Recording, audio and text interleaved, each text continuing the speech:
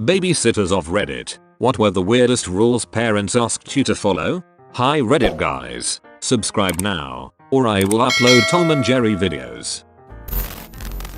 I had to put the kids to sleep with the CD player going. That wasn't the weird part. It was a recording of their parents basically going, "Molly, you are wonderful. You are a star.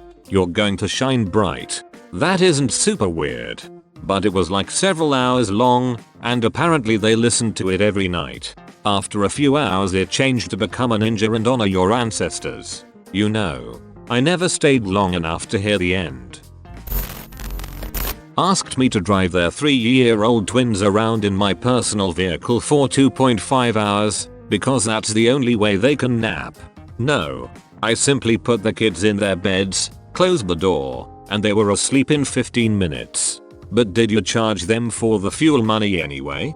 We've always noticed that kids are totally different around teachers, grandparents, friends, etc. My kid loves to be held in a sitting position against me falling asleep. But the grandparent, she has to be put in bed and padded on back. At school she'll just go grab a cot and wants to be left alone completely.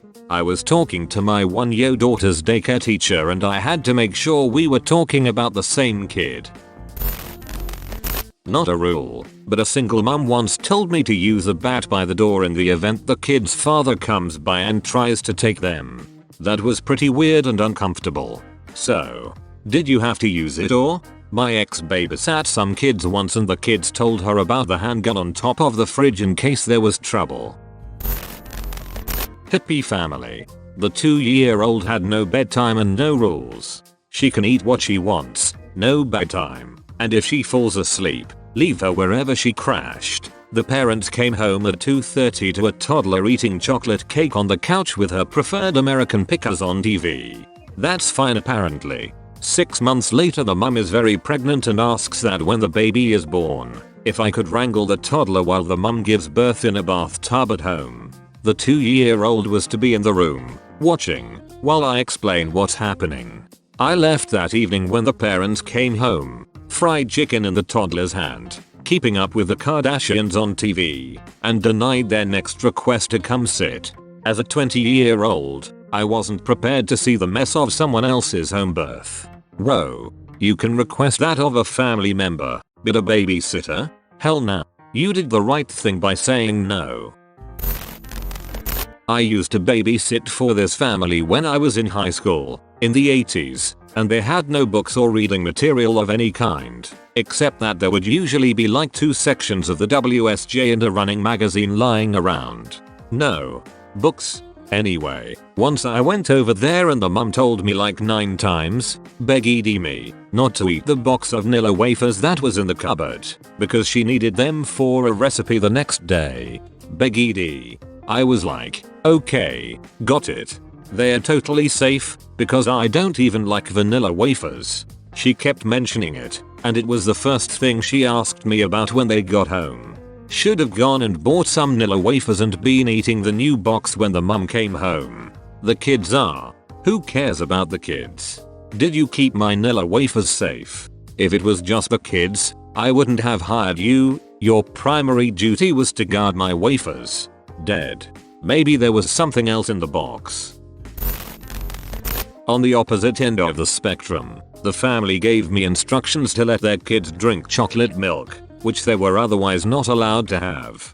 I think they wanted their kids to associate babysitter time with fun time, so the parents could go out more often. Seemed to work out well for them. The kids both grew up to be successful people. These kids I babysat a lot for when I was a teenager loved when I came over, because we got to watch a movie, eat frozen pizza, mac and cheese, hot dogs are the fun foods. The daughter was a huge girly girl and the mum was not, so I would usually paint her nails and braid her hair and we'd watch Star Wars, so the son was thrilled. I loved babysitting for them. To give him warm milk in a baby bottle right after every dinner. He was a fully functional 10-year-old boy. That is indeed freaking weird. Very weird. Everything else was normal, but I had a hard time with that one. Oh, and if he's fussy, you may need to breastfeed him. And ma'am, I do have tits, but I'm male. The mum had me put her kids in their car seats and sit in the driveway with all the car doors open while she just hung out inside the house. 5 hours of me standing in the driveway watching them sit inside their car. Never returned. That's called pretending you don't have kids. This is called getting a fix while still trying to present as a functional parent. My sister-in-law would pull stunts like that for about a year and a half before she deteriorated so far that her daddy couldn't swoop in and cover it up anymore. Sounds like she was doing drugs or the X. Or both. Oh my god, thanks for asking, because you reminded me of a weird thing. The 3-year-old daughter had to watch this VHS tape of a live Fleetwood Mac concert before bed. I was like, okay cute, that's adorable. 3-year-olds love the weirdest things, she's so quirky and this will be fun. But she didn't love it. She always wanted to watch Land Before Time instead. But it was always on the note left for me. Like, pager number, pediatrician, chicken soup for dinner is in fridge and watch Fleetwood Mac at 630 before bed. Obviously the family eventually found out I wasn't making her watch it, as I had no fricking reason to believe it was a secret. They were clearly upset by this and I was never called back to babysit. So that was weird. Should have told them lies. Sweet little lies. Wasn't a rule, but on my first day they sent over an adult male friend of theirs who asked to come in. I said no, and was then told I was being tested and I had passed. Yes, come right in. Can you keep an eye on these kids for a minute? I have to run an errand. This reminds me of the time my dad called our house phone when I was 8 or 9. My parents had gone to the movies and my 15-year-old sister was in charge of watching my brother and I. He called the house and I picked up, and he said in a weird voice, "Hey little girl, is your mommy or daddy home?" And I told him no, they went to the movies. And he said, "Oh okay, well I am a friend of your dad's and he wanted me to drop something off, but I don't have your address, will you give it to me?" And I started to spit our address out like it was nothing. And in the middle of me saying the street we lived on, my dad yelled, "No, that's Caitlin. No, you never ever give out your address to anyone on the phone if you don't know them." He had called to see how things were going and just figured he'd see what I would do if he pretended to be a stranger asking where I lived. So anyways I failed his test, but learned a great lesson. I guess this was a classic parenting hack back before cell phones. My mum did the same thing to me when I was 12 around 2001 or so. It freaked me out so much that she had to turn around and come back home for me. She freaked out her kid, had to come back home. I was dragged to the grocery store, and any future kidnappers couldn't use that trick on me anymore. We all lost. Yes, it was most definitely before cell phones. It was about 13 years ago and I remember it clear as day. I can still hear the disappointment in my dad's voice. He was also somewhat laughing like, "Oh my god, I can't believe how stupid my child is." Get ready for a creepy story. I was 13 and was babysitting my neighbor's kids. It was my first time, so the parents walked me through all the rules about the bathroom and TV and food and bedtime, etc. Just as the parents were taking off for the night, the mum came back in and whispered to me, "Don't go into the basement." As a teenager in the 80s, my mind went to all of the scariest movies that had basements. I avoided the door to the basement all night until I had put the kids to bed. Then I walked slowly to the door and put my ear against it. I heard what sounded like whimpering. And then it sounded like sad laughing. I ran to the couch and started watching TV to get my mind off of it, but then I heard something fall in the basement and knew someone was down there. I really don't know how I got the courage, stupidity to do it, but I went over and opened the door. The whining instantly got louder. I went down just 3 or 4 stairs so I could peek down. And I saw, a goat. Not a ghost. A goat.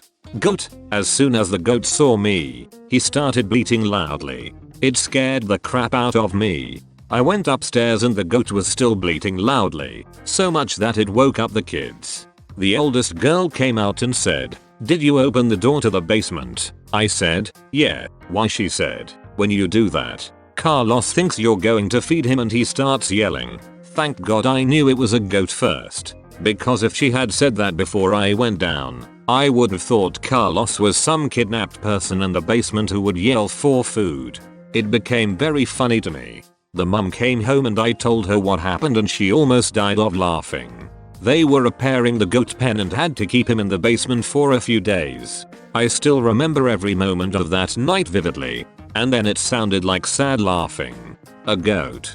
Accurate description of a goat crying. Carlos thinks you're going to feed him and he starts yelling. Accurate description of feeding time for every pet I've ever owned. I used to regularly babysit one of my younger cousins. At nap time I had to put her in a zip-up pajama with feet. I then had to duct tape the zipper down and duct tape the wrists in a way that wasn't restricting. But she couldn't pull her hands into her onishi. If I didn't do this she would pull her hands in and dig in her diaper. Always. My aunt got tired of cleaning poop covered walls regularly. My daughter painted a few times. I just started putting her pajamas on backwards, so she couldn't reach the zipper. Oh god, I'm not ready for this shoot. No one ever talks about the artistic side of parenthood. This is the kind of thing that they should discuss in health class, in high school. Instead of don't have eggs, because you will get pregnant and die, it should be don't have babies, because you'll be up at 3 in the morning, scrubbing poop off of the walls. This is actually one of the reasons why I decided one kid was enough for me. Okay Reddit guys, subscribe now, or I will upload Tom and Jerry videos.